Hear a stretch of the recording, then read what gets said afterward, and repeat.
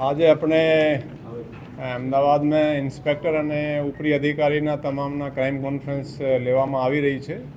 એમાં છેલ્લા 3 વર્ષના એટલે 2023, 24 અને 25 એના ક્રાઇમના શું પોઝિશન છે, પોલીસના જે મુખ્ય કામ હોય છે કે ક્રાઇમને કંટ્રોલ કરવાનું, શોધવાનું, ગુનાને શું પોઝિશન છે અને પછી કાયદો અને વ્યવસ્થા જાળવવાનું, એ બધાની ચર્ચા. અને આ સિવાય બીજા પણ જે મુદ્દાઓ છે, ડ્રગ્સના ઇસ્યુ છે, ટ્રાફિકના ઇસ્યુ છે, બીજા પણ મુદ્દાઓની પણ ચર્ચા કરવામાં આવી. મેં અહીંયા જુલાઈ 2023 જોઈન કર્યા, એટલે 23, 24 અને 25 એટલે 3 વર્ષના આપણે આંકડા જોતા હતા.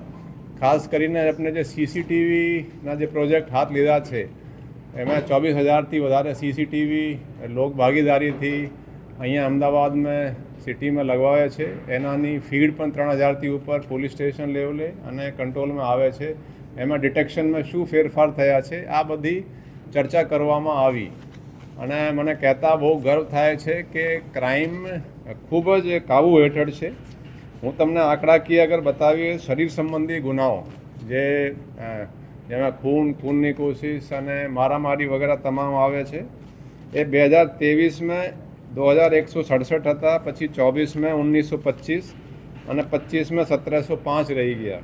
એટલે જોઈએ તો 23થી 25 21.3% ઘટાડો થયો છે.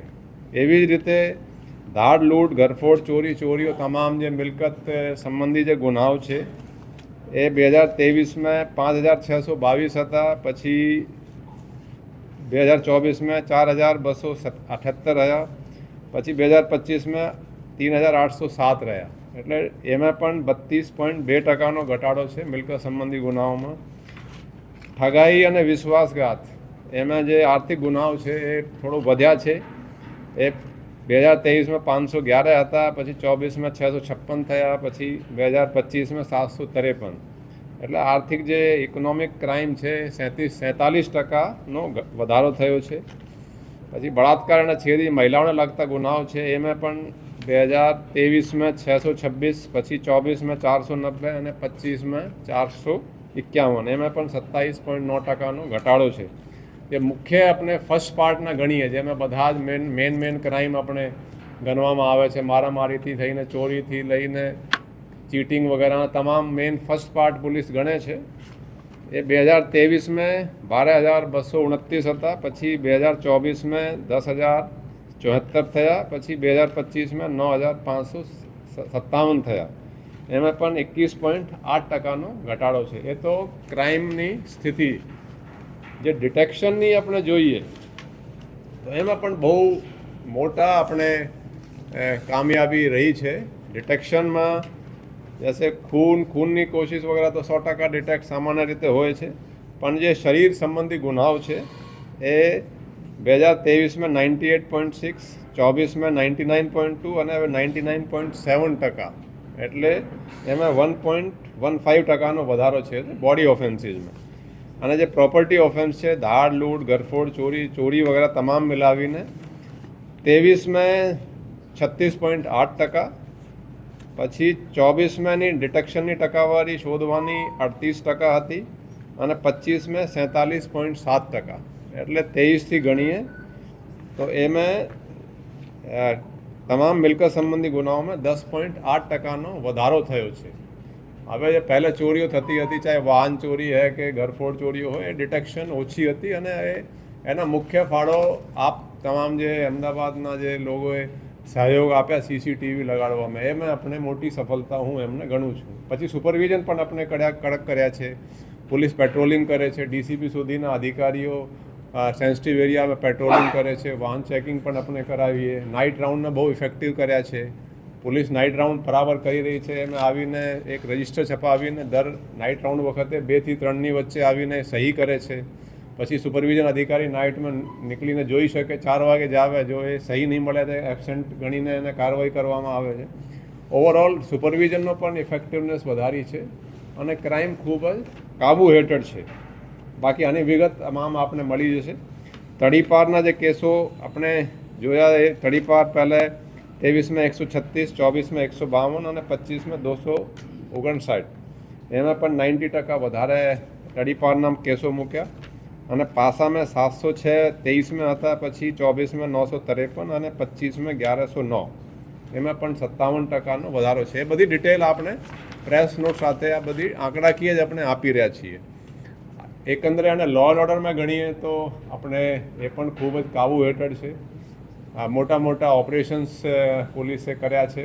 ચંડોલા તલાવના આપ જાણી શકો કે કોઈ ઇસ્યુ વગેર આપણે સ્મૂથલી થઈ ગયા. એટલે હું કહી શકું કે મને 2.5 વર્ષથી વધારે સમય અહીંયા થઈ ચૂક્યો છે અને ક્રાઇમ પણ કાબુ હેઠળ છે અને કાયદોની વ્યવસ્થા પણ ખૂબ જ કાબુ હેઠળ છે.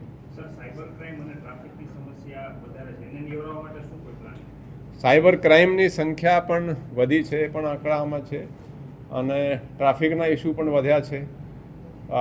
ટ્રાફિકના ઇસ્યુ ખાસ કરીને અહીંયા સુભાષ બ્રિજ બંધ થયા પછી થોડા મ્યુનિસિપલ કોર્પોરેશનના કામો પણ થોડું ચાલે છે, એના પણ એક કારણ છે. પણ આપણે ટ્રાફિક બ્રિગેડની પણ રિક્રુટમેન્ટ પ્રોસેસ પૂરી થઈ છે. અમે 650 જેટલા ટ્રાફિકના જે બ્રિગેડના જવાનો છે એ આપણે જોઈન કરશે. એમાં લગભગ 450 ટ્રેનિંગ પૂરી કરીને જોઈન પણ કરી લીધી હશે અને બાકી જે નહીં આવ્યા એની પછી બીજી એ જ રીતે ટ્રેનિંગ ચાલી રહી છે. તો અમને પોલીસ પણ થોડી વધારે મૂકી છે. તો ટ્રાફિકના માટે આપણે એની હાજરી સુનિશ્ચિત કરવા માટે એની એપ પણ એક તૈયાર નવી કરાવેલી હતી. એટલે આમ પોલીસ તો બહુ મહેનત કરી રહી છે, પણ લોકો પણ એ પબ્લિક ટ્રાન્સપોર્ટ વધારે ઉપયોગ કરે.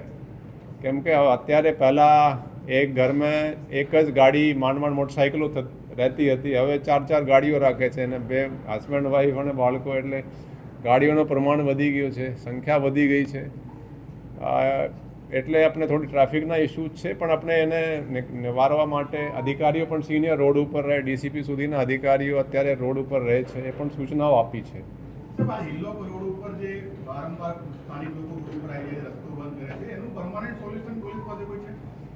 નહીં, એ મેં જે ઇસ્યુ થયા છે એલોક હોટલની પાસેના કટમાં, એ કટથી આપણે પોલીસને જોયા છે કે થોડું ટ્રાફિકમાં એને ફાયદો જ છે. વચ્ચે ઘણા બધા કટો હતા. પહેલાં નિર્માને ત્યાં એસજી હાઈવે ઉપર પણ હતા, એમાં પણ એક્સિડન્ટ થતા હતા, મૃત્યુ પણ થતી હતી. આપણે મૃત્યુના આંકડા પણ રોડ એક્સિડન્ટમાં ઘટ્યા છે. એના કારણ એ પણ છે કે ઘણા બધા કટો જે અનનેસેસરી કટો હતા, એ બધા કોઈ ઇમ્પોર્ટન્ટ માણસ હોય, કોઈના હોટલ હોય, કોઈના બીજા કોઈ પેટ્રોલ પંપ, એના આગે એમ કટ થતા હતા. એ આપણે થોડા અમુક બંધ કરાયા છે. તો એ કટ બંધ થવાથી થોડું ટ્રાફિકને ફાયદો થયો છે અને જે લોકો આ કરી રહ્યા છે એના વિરુદ્ધ આપણે ગઈકાલે ગુના પણ નોંધ્યા છે અને અમે પોલીસ કાયદેસરની કાર્યવાહી કરશે.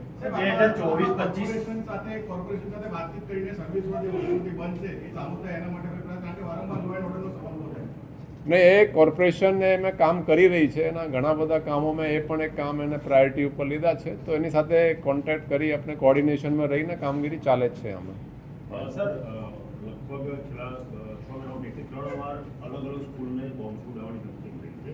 આગળના સમયે એક્ઝામ પણ આવી રહી છે, બોર્ડની એક્ઝામ હોય કે સ્થાનિક એક્ઝામ હોય. કયા પ્રકારની કાર્યવાહી જે ઈમેલ અત્યાર સુધી મળે એમાં કોઈ ટ્રેસિંગ થયું? આ સાયબર ક્રાઇમ આપણા બધા માટે બહુ મોટો પડકાર તરીકે આવી રહ્યો છે. હવે જે ઈમેલ આવે છે, લોકો VPNનો યુઝ કરીને એ થોડો શોધવામાં બહુ મુશ્કેલી ઊભી થાય છે. તેમ છતાં એક તો એવા તમે ખ્યાલ હશે કે તમિલનાડુથી આપણે જે મોડ્યુલ પકડ્યા હતા, એ આખા ઇન્ડિયામાં મેલ કરતી હતી એક લેડી. એટલે એનાથી તમિલનાડુમાં તો બહુ મેલો કર્યા અને પણ આપની પોલીસે, સાયબર ક્રાઇમ પોલીસે શોધી કાઢ્યા. બીજાઓને પણ શોધવાની એફર્ટ્સ તો ચાલુ જ છે, પણ એ થોડું ડેફિનેટલી ચેલેન્જિંગ તો છે જ.